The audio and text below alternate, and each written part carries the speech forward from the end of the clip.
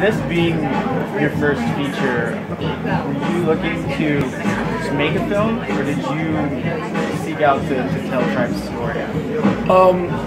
For the last 10 years, I've been wanting to direct something, had the urge to want to go to find something to direct.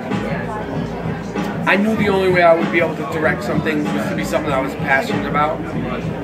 And when the idea came to me to do a documentary on Tribe Called Quest, you know, it was a really organic process. I went to the group, and they said okay, and then we started doing it. Yeah. But yeah, I've been wanting to direct. I didn't know I was going to wind up directing a documentary. I never would have thought I would have directed a documentary before a feature.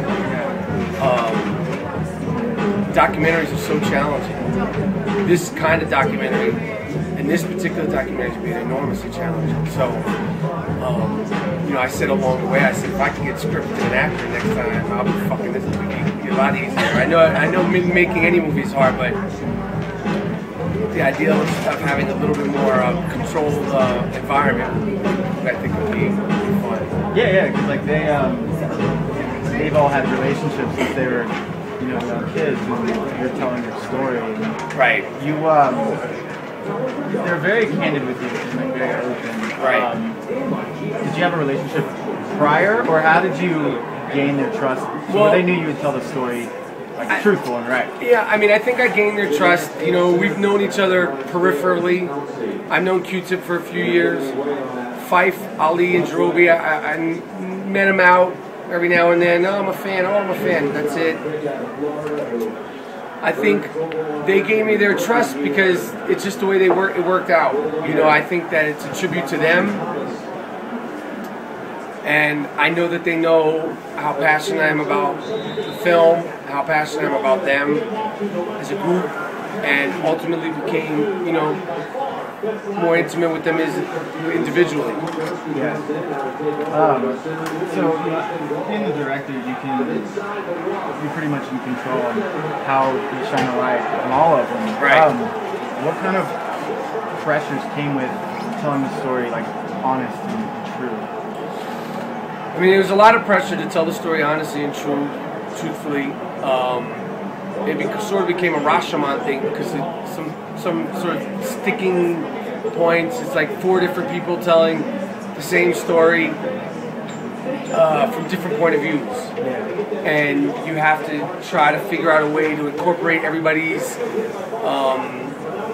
thoughts, ideas, and version of the truth in a way that makes sense, is entertaining, and is ultimately what I believe in and what I feel like is the truth.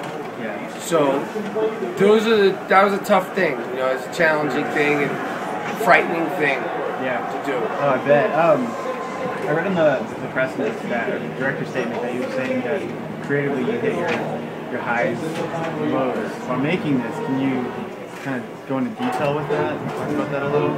The highs came many, many, many times. I mean, you know, when you're shooting and you whether it's an interview or more of a verite stuff, are you gonna have sound problems? Probably. Really? I mean, I'll just transcribe it. Oh, okay, if I have to. Okay. The highs came from, you know, those moments just revealing themselves, just right there in the moment. Yeah. Because there's no planning it, and you're just like shooting and thinking, oh, this is shit, what the fuck, we're wasting this footage, I have to edit this footage, and then something will happen. Yeah. The lows came from shit, you know, looking at the footage, realizing I have really good footage, and how am I going to tell the story? Yeah. Realizing I have really good footage that I'm not going to be able to use in the story. Music clearances. Hip-hop samples are a motherfucker. I fought for my life on this movie. And I'm continuing to fight for the movie and the movie's life and the movie's life after Sundance. So, I mean, all those things are anxiety-ridden. You know, it's every cliche, independent filmmaking cliche, we've experienced along the way, every one of them. Nice. All right.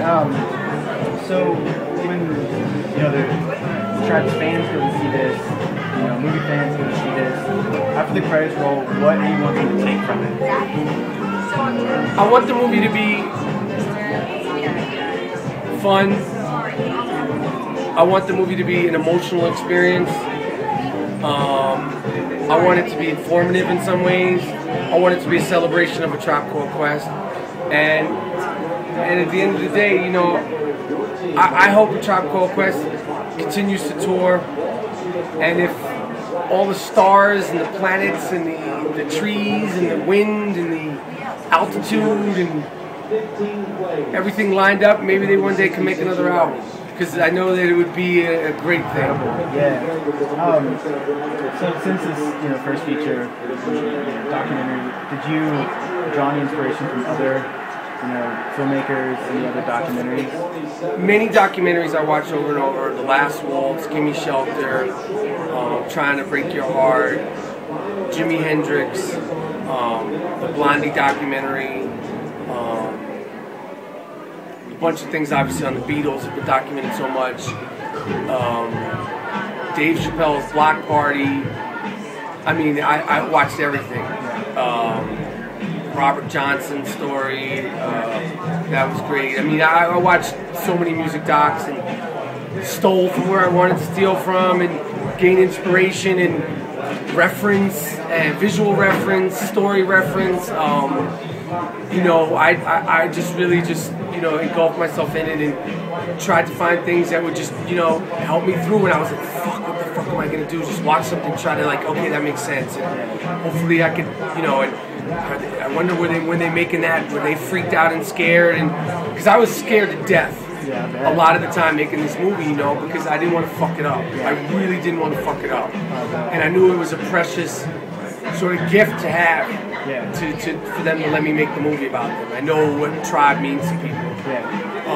And I just wanted to try to, you know, live up to the expectations of what the, you know, my whole thing was I wanted the movie to look as good as Tribe's music. I don't know if I totally achieved that because the standards are so high, but I just wanted it to be in the ballpark of it. I wanted the fans to be happy and the non-fans to become fans. Yeah, I mean, you nailed it. Thank you. You did a wonderful job. Thank you. When we walked out, we just saw the press screen. Oh, you just saw it? Yeah, we just saw it. Oh shit, you just left just now? Yeah. And how was it? Great. How was the response? It was great. Were people laughing and stuff? Yeah. They were? Yeah. Oh shit. Yeah. And the animation, isn't it something? Yeah, dude. You did a brilliant job. I had a great guy, James Blagden did that. Yeah? Right on. I just, I'll take responsibility to knowing that I needed somebody that good to help to make the movie. What was great is, but it went well though? Yeah. So, I mean, I heard someone talking, they're like, I didn't, like, because most people know Q-Tip. Yeah. And like now I know the guys are so, everyone else now. And Fife and Jerobi, they're such good, I mean. They're interesting people. Yeah, and they're so like vulnerable, like Fife is such a, he's like such a great character, right? Yeah, absolutely. Cool. That's the thing I'll say. The thing that made them great musically is the same thing that makes them great documentary subjects. And for exactly the same reason which worked in the group, Q-Tip is this sort of esoteric. Yeah. You know, I'm talking so much, I'm not, you know, saying words. It's all good. You know, funny, complicated, sort of tough, challenging guy, and Fife's music, you know, part of the group was just here I am. Yeah. And that's why I always reference them to the Rolling Stones, the Keith and Mick thing, because obviously Q-Tip's the Keith. I mean, obviously Q-Tip is the Mick Jagger. Yeah. And as charismatic as he is, you need the guy who's more the regular guy, who cuts through all the bullshit, like Fife. Yeah. So, you know, and the documentary subject, that was a fascinating thing for me because what makes them, what attracts them to them as a musicians was the same thing that attracted me to them while we were shooting. Yeah. And their sort of strengths as subjects, were their strengths as musicians, were their strengths as subjects, and their, you know, their differences. Yeah. So, cool.